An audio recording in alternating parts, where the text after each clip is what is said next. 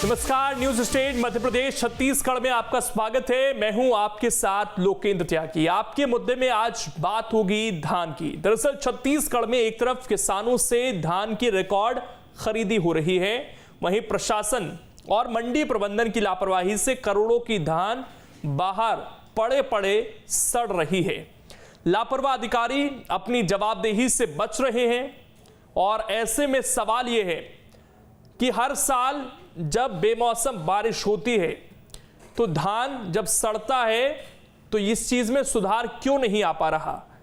क्या हम धान का बेहतर रखरखाव नहीं कर सकते? सवाल यह भी कि जो टैक्स पेयर के पैसे से सरकार धान खरीदती है, उस धान को सड़ाकर क्या उस पैसे की बर्बादी नहीं हो रही है? और जब सरकार किसानों को महंगे दाम पर धान खरीदकर तोहफा दे रही है तो अधिकारी अपनी जिम्मेदारी क्यों ठीक से नहीं निभाते? आज चर्चा इसी पर। कुछ खास मेहमान भी हमारे साथ जुड़ेंगे, लेकिन उससे पहले आज की रिपोर्ट आप देखिए।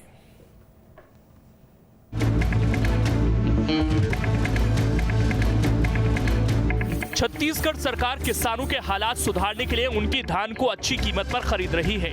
वहीं अधिकारियों की लापरवाही की वजह से हजारों क्विंटल धान बेहतर रखरखाव के अभाव में सड़ गया। मामला बस्तर के सबसे पुराने बिरिंगपाल संग्रहण केंद्र का है, जहां उचित व्यवस्था नहीं होने और मिलर्स द्वारा समय पर धान का उठाव नहीं होने से करीब 20,000 क्विंटल धान बेमौसम बारिश में भीग गया। अब अधिकारी अपनी जवाबदेही से बचने की कोशिश कर रहे हैं। आपको बता दें कि बिरिंगपाल के संग्रहण केंद्र में जो धान खराब हुआ वो पिछले साल का धान है, जिसका उठाव करने की जिम्मेदारी डीएमओ ने 27 मिलर्स को दी थी। मिलर्स द्वारा समय पर उठाव नहीं होने से 20,000 क्विंटल धान सड़ गया। एक अनुमान के मुताबिक करीब 5 करोड़ के नुकसान की आशंका जताई गई है। अभी भी 45,000 क्विंटल धान खुले में पड़ा है। बताया जा रहा है कि अधिकारी नुकसान को छिपाने के लिए धान की छटाई करवा रहे हैं। जो धान अच्छा निकल रहा है उसे मिलर्स को दिया जा रहा है। बिरिंगपाल संग्रहण केंद्र अधिकारी सफाई दे रहे हैं कि धान को बचाने की पूरी कोशिश की गई। कैप कवर की कमी के चलते धान बारिश में भीगा। मांग के हिसाब से कैप कवर नहीं मिले, इसीलिए पुराने कवर से धान को ढका, जिसमें 80% तक सफलता मिली। संग्रहण केंद्र के अधिकारी अपनी लापरवाही का ठीकरा दूसरों पर फोड़ने की कोशिश कर रहे हैं, लेकिन सवाल है कि इस नुकसान के लिए कौन जिम्मेदार है और जिम्मेदार अधिकारियों पर कार्रवाई कब होगी? Team news state.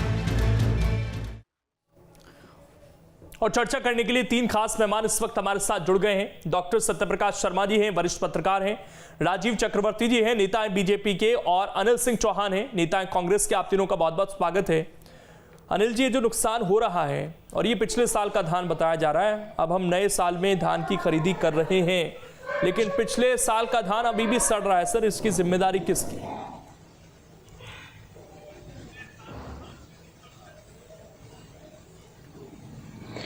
देखिए, धान के प्रबंधन को लेकर पूरी तरह से सरकार सजग है।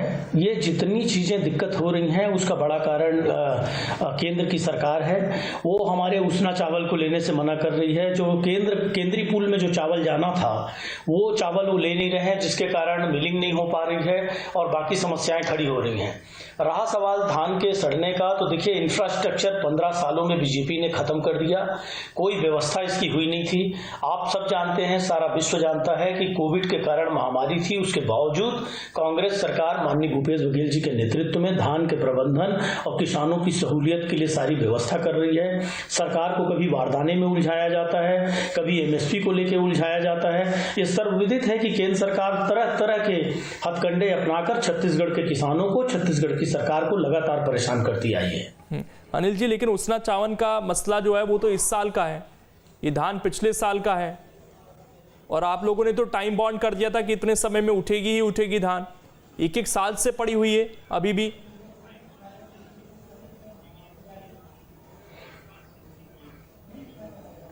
देखिए सर, धान को जो उठना था, क्या है कि मैं आपको पहले भी बताया, मिलिंग का जो काम जिस स्पीड से होना था वो सारा काम ठप हो गया। केंद्र सरकार इस साल ही नहीं, पिछले साल और लगातार जब से भूपेश बघेल जी के नेतृत्व में यहाँ कांग्रेस की लोकप्रिय सरकार बनी है और बहुत बड़े बहुमत से आई है, ये भारतीय जनता पार्टी का स्टंट है, उनका तरीका है कि वो देख रहे हैं कि इतनी ज्यादा सीटों से यहाँ कांग्रेस जीती है तो इस राज्य को किस तरह परेशान किया जाए, यहाँ के किसानों को किस तरह परेशान किया जाए, यहाँ की सरकार को कैसे परेशान किया जाए। तो कुल मिला के बदले की राजनीति से आप सब जानते हैं संघीय व्यवस्था है यहाँ, लेकिन ये जो धान खरीदी का विषय है पूरे राष्ट्रीय स्तर पर बिना केंद्र के सहयोग के इसको करना लगभग नामुमकिन था। ये तो राज्य सरकार की उपलब्धि है कि इतनी दिक्कतों के बाद भी माननीय भूपेश बघेल जी के नेतृत्व में यह सरकार पूरी तरह से किसानों को कहीं से परेशानी नहीं आने दे रही है। चाहे बारदाने का इशू आप अभी देख ही रहे हैं कि लगातार बारदानों पे परेशान किया जा रहा है। 65 लाख जो इनको गठान देनी थी बारदानों की, ये 85,000 गठाने सिर्फ उपलब्ध कराए हैं। तो लगातार इनका उद्देश्य ये है कि इनको परेशान किया जाए, यहाँ के किसानों को, सरकार को। उसके बाद भी सरकार लगातार सजग है और निश्चित रूप से इसका हल ढूंढा जाएगा, स्थायी हल ढूंढा जाएगा। राजीव जी, सारा आरोप केंद्र सरकार पर लगा रहे हैं अनिल जी। उनका कहना है कि आप लोगों ने इतना परेशान कर दिया राज्य सरकार को कि अब धान सड़ने की नौबत आ गई है। मैं सुन रहा था, ये एक कांग्रेस के बंधुओं को एक रटाया सा एक जवाब दे दिया गया है और ये हर जगह मतलब अपनी आक्रामकता, अपनी असफलता, अपनी जो बुजदिली, सारे जो असफलता का ठिकरा केंद्र के ऊपर फोड़ दो। कांग्रेस ने एक फॉर्मूला अपना दिया, कभी सत्ता संघर्ष में दिल्ली में रहना, इनका जो मार्कफेट है, जो सारी व्यवस्था करता है, चाहे बारदाने की व्यवस्था करना हो या के चलिए, आवाज नहीं आ पा रही है, दोबारा से हम जुड़ने की कोशिश करेंगे डॉक्टर सत्यप्रकाश शर्मा जी से। तब तक मैं एक रिएक्शन ले लेता हूं। सत्यप्रकाश जी, बाकायदा नियम कायदे बने कि समय पर धान उठेगी, इसके अलावा करोड़ों रुपए ये कैपिंग के लिए, त्रिपाल के लिए, इसके लिए भी सरकार खर्च करती है। चबूतरे बना दिए गए कि नीचे से नमी ना आए, धान सड़े ना। उसके बाद भी आज ये स्थिति, और मौसम विभाग ज़्यादातर मामलों में अनुमान जता देता है कि बारिश हो सकती है, उसके बावजूद ये स्थिति। जी देखिए लोकेन जी, छत्तीसगढ़ सरकार जो काम कर रही है उसकी सराहना करते हुए मैं एक बात ये भी कहना चाहूंगा कि एमएसपी हाईएस्ट पूरे देश में, अच्छी बात है। आपने खरीदी का रिकॉर्ड बनाया, ये भी बहुत अच्छी बात, लेकिन खरीदी के साथ साथ 2-3 चीजें बड़ी महत्वपूर्ण होती है, उस पर कहीं ना कहीं सरकार की नजर उतनी पहनी नहीं है जितनी की होनी चाहिए। और वो कहीं ना कहीं उसके कारण सरकार, जो पब्लिक है, उसका जो पैसा बर्बाद हो रहा, भले वो किसानों के जेब में तो पहुंच गया, लेकिन जो पैसा आ कहां से रहा, सरकार को अर्न कहां से हो रहा है, वो उनकी जेब का पैसा तो बर्बाद हो ही रहा है। इसमें 3 महत्वपूर्ण चीजें हैं। एक तो आपने प्रोक्योरमेंट बढ़ा दिया, ठीक है, स्टोरेज, उस हिसाब से आपने स्टोरेज की व्यवस्थाएं बढ़ाई, उस पर फोकस किया।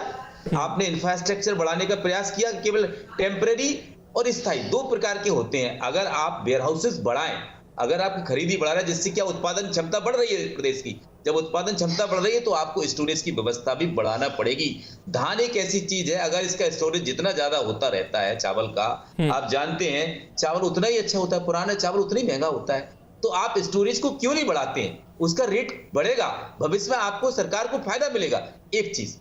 दूसरी चीज आती है कि आपने उठान की समुचित व्यवस्था होना भी बहुत जरूरी है। हम कोई चीज खरीद रहे हैं, खरीद के बाद हम उसको ठिकाने नहीं लगाते, अगर हम उसको बर्बाद करते हैं, एक एक दाने का बड़ा महत्व होता है। जिसको अनाज पैसे का महत्व नहीं है, जो व्यक्ति ये प्रकृति से पैदा होता है, प्रकृति के एक एक दाने का बड़ा महत्व होता है। और ये जो भूख है, जिसके पास खाने को नहीं है, उससे पूछे कि 1 किलो चावल का क्या महत्व होता है उसके लिए। तो एक तो ये चीज गलती हो रही। दूसरा, सरकार का एक समुचित व्यवस्था ये होनी चाहिए कि जो टीम, यानी कि जो भी विभाग इस पूरी प्रक्रिया में लगे हैं, उन विभागों पर एक सतत निगरानी हो कि आपके पास कितना मटेरियल है, आपका कितना उठान हो चुका है, कितना आपके पास है। अगर एक सेंटर पर कहीं ज्यादा हो गया है और उसके रखने की व्यवस्था नहीं है, तो दूसरे सेंटर्स पर उसको शिफ्ट किया जा सकता है। इस तरफ कहीं ना कहीं जो मशीनरी काम कर रही है, ये उसका भी फेलुअर हो सकता है। तो कहने का मतलब ये है कि सरकार खरीदी बढ़ाए, बहुत अच्छी बात है। सरकार को एमएसपी किसानों को सबसे अधिक दी, बहुत अच्छी बात है, लेकिन साथ ही साथ समुचित व्यवस्थाएं दुरुस्त करने की बहुत जरूरत है। और ये कहीं ना कहीं इस चीज का नमूना आपने जो प्रस्तुत किया है, ये सरकार का या सरकार की मशीनरी जो उसके बीच में काम कर रही, मैं उसका फेलुअर मानता है। सरकार को इस पर भी उतनी बेहतरी से काम करना चाहिए जितनी बेहतरी से प्रोक्योरमेंट पर काम कर रही है सरकार। बिल्कुल। अनिल सिंह जी, देखिए 72 घंटे का समय रखा था, लेकिन पिछली बार भी आप लोग 15,67,784 टन धान का उठाव नहीं कर पाए थे और फिर आपको नियम भी शिथिल करने पड़े। आपने कहा नहीं हम 72 घंटे में तो नहीं उठा सकते, यानी कि सरकार को ये पता है कि काम टाइम पर तो नहीं हो रहा है। और सर आप केंद्र सरकार की बात कर रहे थे, मैं आपसे जानना चाहता हूं कि केंद्र सरकार आपसे धान खरीदती है, अब वो धान केंद्र तक पहुंचाना या जो उनका कोटा है उतना धान देना, उसमें मिलिंग से लेकर बाकी जो प्रोसेस है क्या वो राज्य सरकार के अंडर नहीं आती हैं चीजें, उसमें केंद्र सरकार का क्या लेना देना है?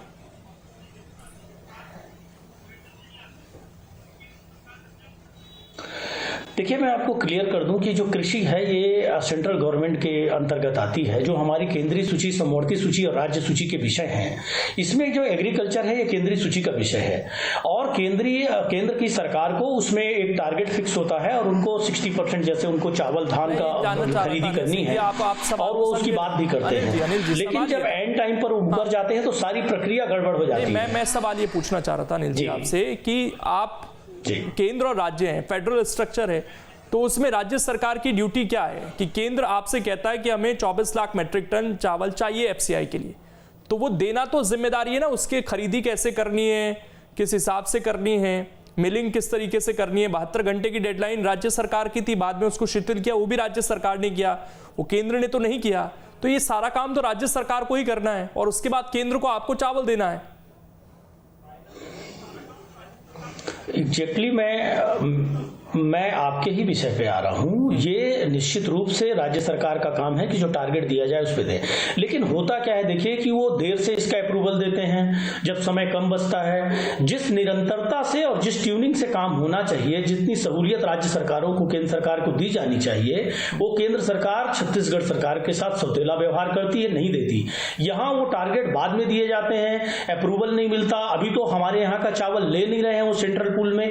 इस तरह की जो चीजें होती हैं, इससे क्या होता है कि एक सिस्टम बना हुआ है, उसमें निर्धारित समय में वो सेंट्रल पूल में चावल लेते जाएं, हम यहाँ जो चावल राइस मिलरों से उठा के उनको देते जाएं, फिर यहाँ नया धान का उठाव हो, उसकी मिलिंग हो, फिर उस चावल को भेजते जाएं, ये सिस्टम होता है। तो देखिए केंद्र सरकार की जो भूमिका है वो नहीं मिला सर, अगर समझ लीजिए आधे से ज्यादा की उनकी भूमिका है, क्योंकि छत्तीसगढ़ में खुद धान खरीदी लेट शुरू हुई है 1 तारीख से। लोकेंद्र जी मुझे कुछ समय दीजिए, क्या होता है, दिक्कत आ गई थी। मैं आ रहा हूँ राजीव जी, संपर्क टूट गया था इसलिए मैं और के पास गया, आ रहा हूँ वापस आपके पास। अनिल जी बोलिए। देखिए ये जो चावल सेंट्रल पूल में इनको लेना है, बहुत सीधी सी भाषा में आप समझ लीजिए कि ये उस चावल को लेते नहीं है, समय पर लेते नहीं है, बार बार हमारे मुख्यमंत्री जी को, माननीय मुख्यमंत्री जी को पत्र लिखना पड़ता है। नहीं, पिछले साल का जो धान है उसका प्रोसेस अभी तक चल रहा है? जी बिल्कुल चल रहा है, इस साल और ज्यादा परेशान कर रहे हैं, पिछले साल भी ये तक जी पिछले साल का चावल तो अब तक जमा हो जाना चाहिए था। चलिए संपर्क टूट गया, राजीव जी आप अपनी बात कर लीजिए, फिर जाता हूं मैं अनिल जी के पास। जी देखिए शायद हमारे कांग्रेस के मित्र को जानकारी नहीं है पूरे प्रोसेस की। 60 लाख मीट्रिक टन केंद्र सरकार खरीदने के लिए बाध्य है, ये पूरी यूनिफाइड पॉलिसी है पूरे देश भर में, और किसी भी राज्य में केवल सौतेला व्यवहार का आरोप लगाते हैं। केवल 60 लाख मीट्रिक टन पिछले साल हुई क्या खरीदी सर? खरीदी नहीं, इन्होंने मिलिंग नहीं करवा पाए। नहीं, 60 लाख मीट्रिक टन को लेकर तो बार बार मुकरते रहे, ये बात तो बार बार राज्य सरकार कह रही थी आप खरीदिए 60 लाख मीट्रिक टन, तब तो आप 48 पर आकर अटक गए थे। लोकेंद्र जी समय सीमा थी, उसकी समय सीमा थी। देखिए आप अगर समय सीमा पर मिलर्स को नहीं देंगे और मिलर्स अगर ये गलत बात है। आज आप कह रहे हैं 60 लाख मीट्रिक टन, पिछले साल इतनी मुलाकात पत्राचार हुआ, मुलाकात हुई, तब वो कोटा नहीं बढ़ा, आज आप 60 लाख मीट्रिक टन की बात कर रहे हैं यहाँ पर। नहीं भाई देखिए, ये इनका रटा रुटा जवाब रहता कि केंद्र ने लिया, आज भी है। झूठ कमिश्नर के पास बोरे के लिए रिक्रूजेशन जाना चाहिए था, मार्कफेट होती रही, भूपेश जी दिल्ली जाते रहे अपनी सत्ता बचाने के लिए, और अब केंद्र अब वो इनके ऊपर, किसानों के ऊपर डाल दिए हैं कि किसान खरीदे 60 रुपए में, हम तो 28 रुपए दे रहे हैं। तो ये जो खेल चल रहा है चूहे दौड़े का, ये पूरी तरह से राज्य सरकार फेल हो गई है। और किसानों के केंद्र सरकार ने बकायदा 2,14,000 जूट कमिश्नर ने 2,14,000 गठान का अप्रूवल दिया था और आखिर में इन्होंने भेजा 85,000 गठान। हर राज्य ने देखिए उसमें कोई गलती नहीं, आपकी मार्केट सो रही थी, आपके मार्केट कहते हमारे पास धन नहीं था, हम क्या करते हैं, तो ये आपके मार्केट की गलती है, नियंत्रण आपके पास है, फंड आपके पास है, आप केंद्र के पास कैसे बोल सकते हैं? आपकी पूरी अक्रमण्यता, आपका पूरा सिस्टम सोया हुआ है। आपका चलिए मैं दूसरा सवाल पूछता हूं आपसे, आप राजीव चक्रवर्ती जी इन तस्वीरों को हटा दीजिए, मैं दूसरा सवाल पूछता हूं। मेरे पास सारे डेटा हैं 2018 तक के, और उससे पहले भी ऐसी बतेरी तस्वीरें सामने आई हैं। आप क्या इंफ्रास्ट्रक्चर देकर गए छत्तीसगढ़ में ताकि इस चावल को भीगने से बचाया जा सके? आज हमारे पास त्रिपाल तक की कमी है, 2 रुपए प्रति क्विंटल खर्च करते हैं हम, क्या ये काफी है? देखिए, सबसे बड़ी कमी है कि 1 नवंबर से खरीदी होनी चाहिए जो अर्ली वैरायटी की धान होती है, और छत्तीसगढ़ के किसान ज्यादातर अर्ली वैरायटी के धान के बीजों का उपयोग करते हैं, और सरकार के पास इतना समय नहीं है कि वो किसानों को देखे। सरकार का सारा मैंने पिछली सरकार का पूछा है सर, क्या इंफ्रास्ट्रक्चर देकर गए आप? हाँ बिल्कुल। कितने वेयर हाउस बनाकर गए? क्या हमारे पास इतने संसाधन हैं कि सारा धान स्टोर हो सके? 15 साल सरकार रही सर, कम नहीं समय होता वो। हाँ, 15 साल में ऐसी अव्यवस्था और कुव्यवस्था कभी तस्वीरें सर मैं आप चाहें तो भेज दूंगा, बहुत तस्वीरें मिल जाएंगी 2018 से पहले की जब धान सड़ा है। नहीं, देखिए, धान तो अति उत्पादन से कुछ खराब हुए, लेकिन हमारी सरकार ने भंडारण के द्वारा और मार्केट के द्वारा पूरा बहुत अच्छा प्रबंध किया था। ऐसी जो 2.5 वर्षों की कुप्रबंध है कभी किसी सरकार ने नहीं देखा कि जब कृषि सामग्रियों को ब्लैक में खरीदना पड़े, धान के बोरे की कमी हो जाए और धान को नवंबर दिसंबर तक अर्ली वैरायटी भी पड़ा रहे कृषि के भरोसे में, तो इतनी कुव्यवस्था पिछले 18 वर्ष में कभी नहीं देखा गया जो आज देखा जा रहा है। और उसका कारण है कि सरकार फेल हो चुकी है, सरकार का सिस्टम फेल हो चुका है और सरकार पूरी तरीके से नाकाम है। और सरकार एक कि केंद्र जिम्मेदार है, केंद्र ने धान नहीं खरीदा, केंद्र ने बोरे, यानी ये बात सही है सर, इंफ्रास्ट्रक्चर बढ़ाने के लिए आपने भी बहुत ज्यादा काम नहीं किए। अब अनिल जी, सवाल ये है कि आप लोगों ने कहा कि 2500 रुपए में हम धान खरीदेंगे, बहुत अच्छी बात है, लेकिन इस चीज को भी आप मानेंगे कि ये जो आवक होनी शुरू हुई है या जो आपने कोटा बढ़ा दिया है, ये 105 लाख मेट्रिक टन तक जिसे आप ले गए हैं, उसे संभालने की आपके पास स्थिति नहीं है अभी? जी माननीय, मैं आपको बताना चाहूंगा, चक्रवर्ती जी अभी प्रलाप कर रहे थे, ये 60,000 65,000 मीट्रिक टन से ऊपर कभी खरीद नहीं पाए। किसानों के लिए बोलते हैं कि संवेदनहीन है सरकार, किसानों का कर्ज माफ हुआ, किसानों को सस्ते लोन दिए जा रहे हैं, किसानों का 2500 रुपए पे धान दिया जा रहा है, उनको राजीव गांधी न्याय योजना के तहत पैसे दिए जा रहे हैं, इन्होंने एमएसपी पे रोक लगाई, इन्होंने कई षड्यंत्र किए। आज किसान इतना सक्षम हो गया कि 1,05,000 मीट्रिक टन वो धान बेचने की स्थिति में इसलिए आया कि उसके संसाधन बढ़ गए, उसकी सिंचाई बढ़ गई, उसकी उत्पादकता बढ़ गई, उसकी क्षमता बढ़ गई। आज छत्तीसगढ़ के किसानों के खून पसीने की कीमत ये भाजपा के लोग और भाजपा की सरकार क्या करेगी? मैं ये जानना चाहता हूं राजीव जी, इनका पत्र है सरकार के पास, 2,14,000 गठान जूट कमिश्नर ने देने का वादा किया, वो सब छोड़िए अनिल जी, और आखिरी में 85,000 मात्र जूट के गठान हमको मिले। आज बारदाने का संकट ये खड़ा करते हैं, बाकी चीज का संकट खड़ा करते हैं। 1 मिनट सर सुनिए, पहले बात सुनिए। सवाल तो ये है अनिल जी यहाँ पर कि आप जो ये साल दर साल धान खरीदी बढ़ा रहे हैं, रखरखाव की व्यवस्था क्या कर रहे हैं आप साथ में? आपने क्या किया? खुले में नीलामी की अंत में आके 1400-1500 रुपए में, यही ऑप्शन है सरकार के पास अंततः?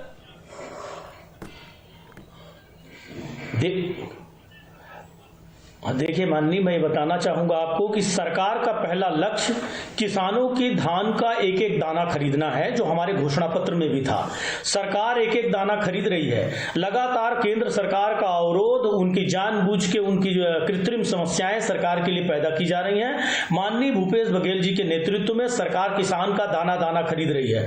अब देखिए क्या होता है, अप्रत्याशित स्तर पर जो धान की बिक्री कर रहे हैं किसान, और जिस तरह से आ रही है धान, और 15 साल भारतीय जनता पार्टी ने जितना बदहाल किया है धान खरीदी केंद्रों को, रखरखाव की व्यवस्था को, उसके बाद सरकार लगातार प्रयास में है कि कैसे धान को सुरक्षित रखा जाए, एक एक दाना सुरक्षित रखा जाए। सरकार को संभलने का मौका भी तो देखिए, केंद्र सरकार के इतने अवरोधों, कोविड जैसी इतनी बड़ी समस्या, इतनी बड़ी आपदा, उसके बाद भी भारतीय जनता पार्टी की सरकार में जितनी धान सड़ी, ये 60,000 मीट्रिक टन में जितनी धान सड़ा देते थे, आज हमारी सरकार में 1 लाख मीट्रिक टन खरीदी में भी उतनी धान का नुकसान नहीं हो रहा है। आप इनके 15 सालों के इतिहास में इनकी फोटोग्राफ्स और वीडियो ले लीजिए, नहीं होगा तो मुझसे ले लीजिए। इतना इन लोगों ने कई हजार मीट्रिक टन धान सड़ा दिया, इन्होंने राशन घोटाला किया, इन्होंने धान घोटाला किया। ये क्या बात बात करेंगे किसानों के हित में? इनके पास कुछ नहीं है झूठे प्रलाप के अलावा। इन सारे भारतीय जनता पार्टी के नेताओं को अपने प्रधानमंत्री को, अपने कृषि मंत्री को पत्र लिखना चाहिए कि आप छत्तीसगढ़ के किसान का खून पसीना समझिए। ये क्या सरकार के पास विजन है कि हम खरीद रहे हैं लेकिन इसका सदुपयोग हो जाए कुछ? अब सड़ाने के लिए अगर कोई चीज खरीदी जाएगी सर, वो तो फिर टैक्स पेयर का पैसा बर्बाद हो रहा है, किसानों की जेब में भले वो चला जाए। मैं आपको अभी भी कह रहा हूं, अभी भी आपको कह रहा हूं कि आप कंपैरिजन कर लीजिए। लगातार उसके लिए व्यवस्था की जा रही है, लगातार धान को सुरक्षित रखने की, किसानों को बहुत खुश होंगे सर अनिल जी, बहुत खुश होंगे जिस दिन ऐसी तस्वीरें आनी बंद हो जाएंगी। हम नहीं चाहते कि ऐसी चीजों पर डिबेट हो। हम सराहना करते हैं सरकार 2500 में धान खरीद रही। एक मिनट, अब सत्यप्रकाश जी बोलिए आप। हम उस दिन बंद कर देंगे डिबेट करना इस मुद्दे पर जिस दिन आप पूरी व्यवस्था कर लेंगे, लेकिन जब तक नहीं होगी करते रहेंगे, सवाल पूछते रहेंगे आप लोगों से।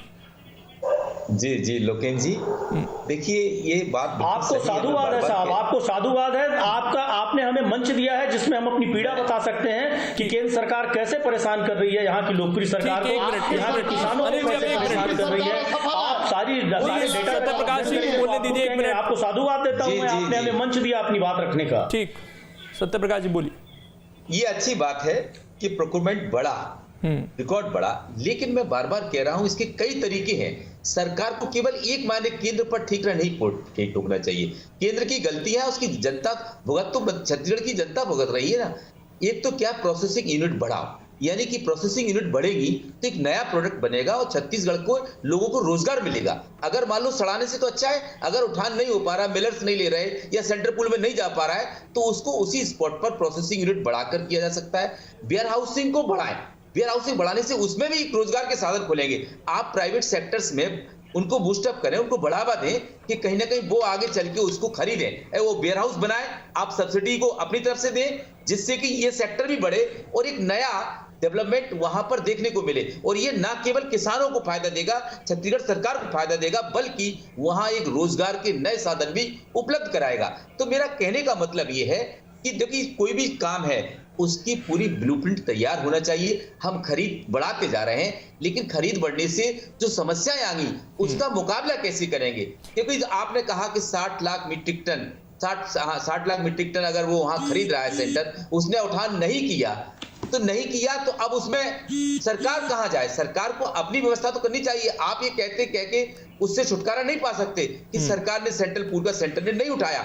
हमको दूसरे रास्ते खोजना पड़ेंगे और वो रास्ते कहीं ना कहीं स्टेट को फायदा ही देंगे, नुकसान नहीं देंगे। इसमें एक चीज और है सत्यप्रकाश जी, एक तो हम ये कहते हैं कि फसलों में विविधीकरण आना चाहिए, लेकिन जब एक ही फसल पर किसानों को लगे कि हमें ज्यादा फायदा मिल सकता है, और भी फसलें मक्का की है या और दूसरी जो फसलें हैं उनमें बहुत ज्यादा परेशानी हो रही है किसानों को, और उनको शायद देखने वाला कोई नहीं है छत्तीसगढ़ में, ये भी स्थिति है।